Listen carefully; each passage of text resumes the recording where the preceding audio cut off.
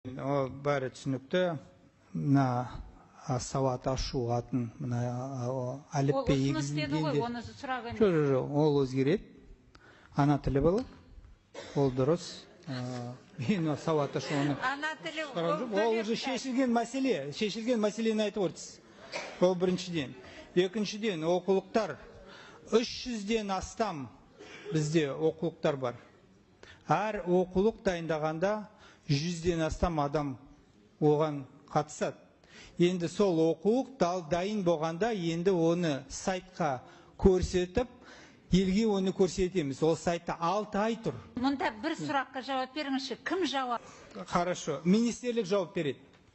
Қателік болса, оны өзгерту болады ғой. Енді қателік қалса әр оқулықта мен барып, қазір бар елге барып, оқулықтарда, әр оқулықтарда қателікті табам.